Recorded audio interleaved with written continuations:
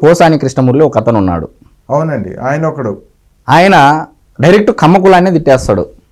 ఇట్లా ఇట్లా అనుకుంటా సార్, ఇట్లా అంటాడు. అంటే ఏంది దీని అర్థం ఏంది ఎట్లా అంటే కమ్మ కులాన్ని తిట్టేస్తాడు. ఏమయ్యా కమ్మ కులం కానీ నీకు విషయం చెప్తున్నాను సార్, కమ్మ కులం మీద ఏ కులం మీద కూడా రీసెర్చ్ చేయలేదు సార్. ఒక ఫారిన్ స్టూడెంట్ ఏ కులం మీద కూడా రీసెర్చ్ చేయలేదు. ఇండియాలో ఇన్ని కులాలు ఉన్నాయి, భాషలు ఎన్ని ఉంటాయి సార్? అవును, కొన్ని 1000కి పైగా భాషలు ఉన్నాయి ఇండియాలో. ప్రాచుర్యంలోకి రానివంటే ప్రాచుర్యంలో ఉండేవి 3, 4, 5, 6, 16, 14 ఉంటాయి. 14 ప్రాచుర్యంలో రానివి ఇన్ని ఉంటాయి. చిన్న చిన్న ఇప్పుడు గోండు భాష, కోయి జాతికి సంబంధించిన సుగాలి, వీళ్ళు చాలా భాషలు ఉంటాయి సార్. మరి కులాలు ఎన్ని ఉంటాయి సార్? లక్షల్లో ఉంటాయి. మరి ఇన్ని కులాల్లో ఒక ఫారిన్ ప్రిన్స్టన్ యూనివర్సిటీకి చెందిన ఒక దలేలి బెన్ బబాల్ అనే ఒక స్టూడెంట్ కేవలం కమ్మ కులం మీద రీసెర్చ్ చేసి తన యూనివర్సిటీలో PhD పట్టా పొందడం జరిగింది. ఓకే, దలేలి బెన్ బబాలి సార్. పోసాని కృష్ణమూర్తి గారు మీకే చెప్తా ఉన్నాను, కమ్మ కులం మీద మీకు ఎందుకు అంత విద్వేషము? ఎవరి మెప్పు కోసం మీరు కమ్మ కులాన్ని తిడుతున్నారు? కాపు కులాన్ని కూడా తిట్టాడు పవన్ కళ్యాణ్. అక్కడికే వస్తున్నాను సార్. నీకు కులం ఏం చేసింది? కులం ద్రోహం చేసిందా? సార్ ఏ సామాజిక వర్గంలో అయినా ఎవరి సామాజిక సార్ ఇక్కడ ఒక క్లారిటీకి ఒక స్టేట్మెంట్ ఇస్తున్నాను సార్. కులాభిమానానికి కులగజ్జికి చాలా తేడా ఉంది. కరెక్ట్. ఇది ఎందుకంటే ఈ అంశం వచ్చింది కాబట్టి పోసాని కృష్ణమూర్తి గారు కమ్మ కులాన్ని తిట్టారు, కాపు కులాన్ని తిట్టారు కాబట్టి సార్ ఏ కులానికి ఆ కులానికి అభిమానం ఉంటుంది. పక్క కులము నాకంటే తక్కువ, పక్క కులాల వాళ్ళని ద్వేషించినప్పుడు, కులం పెట్టి దూషించినప్పుడు ఇది కులగజ్జ అవుద్ది. కులాభిమానం వేరు, కులగజ్జ వేరు సార్. పోసాని కృష్ణమూర్తి గారు మీరు ఈ లాజిక్ మర్చిపోతా ఉన్నారు. ఎవరికి ఉండదండి కులాభిమానము?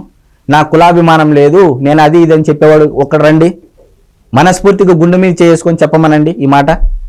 ఉంటుంది సార్, కానీ పక్క కులాలను కూడా గౌరవించడం మన సాంప్రదాయము. వారు కూడా కులాల కంటే ముందు మనుషులుగా మనం గుర్తించాలి, మానవత్వం మనం చాటుకోవాలి. అంతేగాని చంద్రబాబు నాయుడు అనుకుంటాడా సార్ కమ్మ కులంలో పుట్టాలి అని?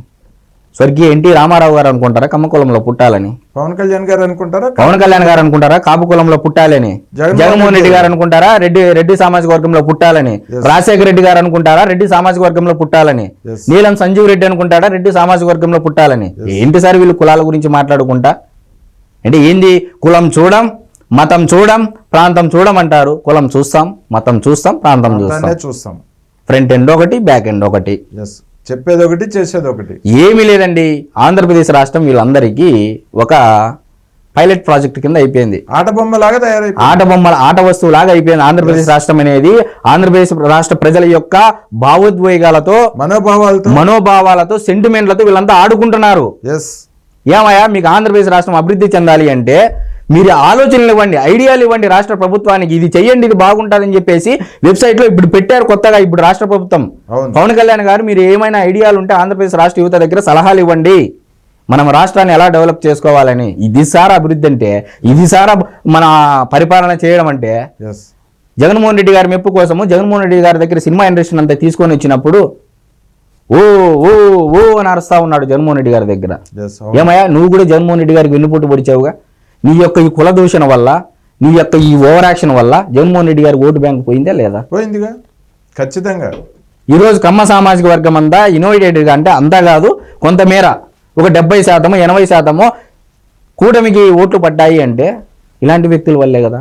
మరి ఇప్పుడు జగన్మోహన్ రెడ్డి గారికి ఈయన వెన్నుపోటు పొడిచినట్టేగా తప్పనిసరిగా.